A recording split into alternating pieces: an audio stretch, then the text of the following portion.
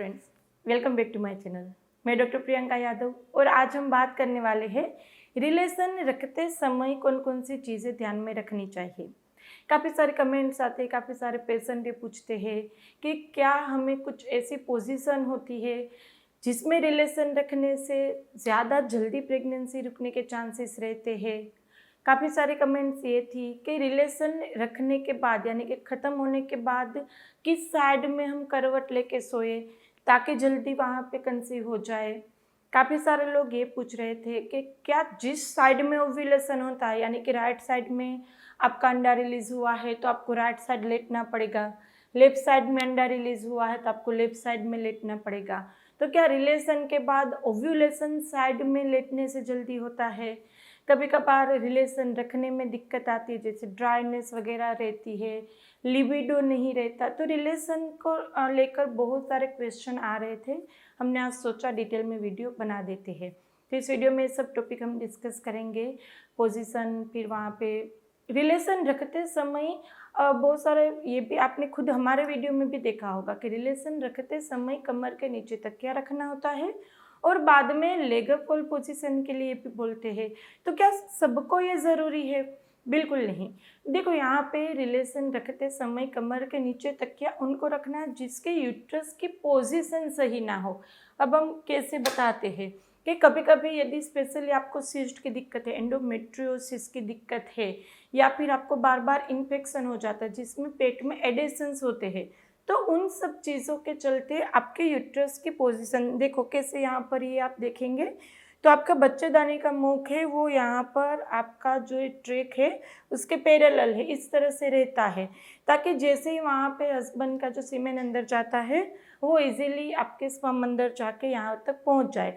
लेकिन यदि आपकी यूट्रस की पोजीशन नहीं, काफ़ी बार आपको डॉक्टर ने बताया होगा कि आपकी यूट्रस की पोजीशन सही नहीं है, इसीलिए आपको आईयूआई करना पड़ेगा, या आपके यूट्रस की पोजीशन ऐसी है जिससे ऊपर तक नहीं जा पाते हस्बैंड के सेल। तो वो होता क्या है? तो देखो, वो जनरली आपको अपने अल्ट्रासाउंड में पता चल जाएगा, सोनोग्राफी, जिसमें ऐसा लिखा होगा यूट्रस के सामने एंटीवर्टेड, ऐसा लिखा होगा, इसको एंटीवर्टेड बोलते हैं, नॉर्मल शेप।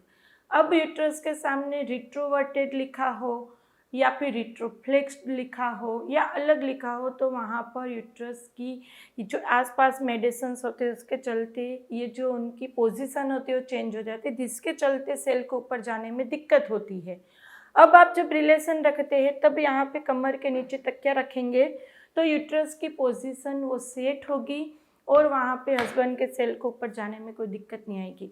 तो जिन लोगों की ये सब मैंने बताया वो डिजीज़ की हिस्ट्री रहती है या यूट्रस की शेप सही नहीं होती, उन लोगों को तकिया रखना होता है, जिससे फ़ायदा होता है। और बाद में लेग अप होल्ड पोजीशन से भी उनको फ़ायदा होगा जिनकी यूट्रस की शेप सही नहीं है। दूसरा, लेग अप होल्ड पोजीशन से किसको फ़ायदा होगा?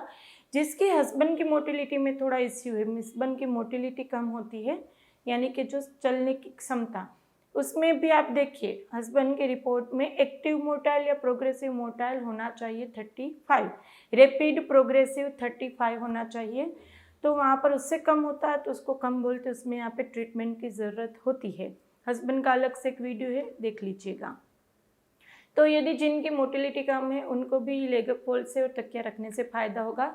बाकी लोगों को जिनके हस्बैंड की रिपोर्ट ठीक है, यूट्राइन पोजीशन ठीक है, उन लोगों को लेग अप होल्ड पोजीशन या तकिए की ज़रूरत नहीं है।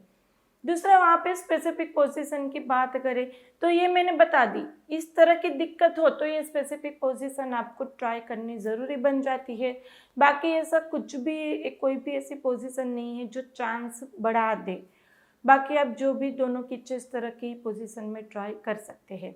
दूसरा, करवट लेके सोने का क्वेश्चन के जिस तरह से अंडा बनता है राइट या लेफ्ट, उस तरह करवट लेके सोने से फ़ायदा होता है?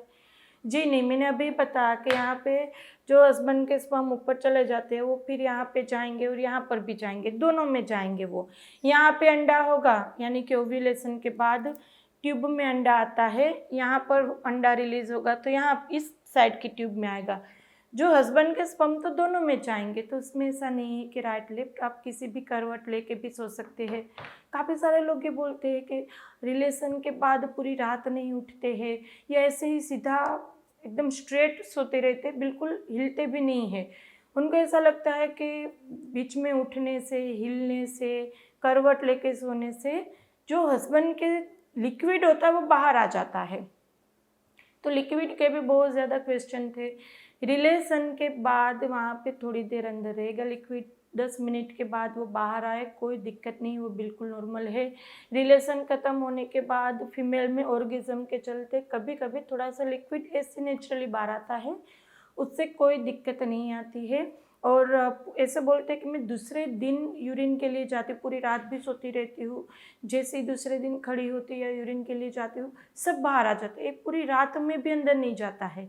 तो कभी अपनी फिंगर से ऊपर चेक कीजिएगा, यहाँ पर आसपास में सब वहाँ पर जगह बंद होती है, तो कहीं भी ऊपर इतनी हर रिलेशन के बाद इतनी लिक्विड पेट में जाएगी फीमेल की तो कहाँ जाएगी, तो बाहर आना बिल्कुल नॉर्मल है। उसके चलते प्रेगनेंसी नहीं रुकती ऐसा नहीं है। हाँ, हस्बैंड के रिपोर्ट में बहुत ज़्यादा लापरवाही होती है कि उनकी रिपोर्ट की नहीं होती है, 2-3 साल पहले की होती है, फिर रिपीट नहीं करते हैं। उनकी रिपोर्ट में कुछ दिक्कत आती है तो वो 1 महीना दवाई लेते फिर छोड़ देते, सही हुआ या नहीं हुआ नहीं देखते हैं। तो ये सब चीज़ें देखिए। हस्बैंड की सीमेन एनालिसिस हर 6 मंथ में अभी तो रिपीट करवाना ज़रूरी बन गया है। वाइफ की रिपोर्ट देखिए, ट्यूब चेक नहीं कराते HSG के डर से, वो देखिए।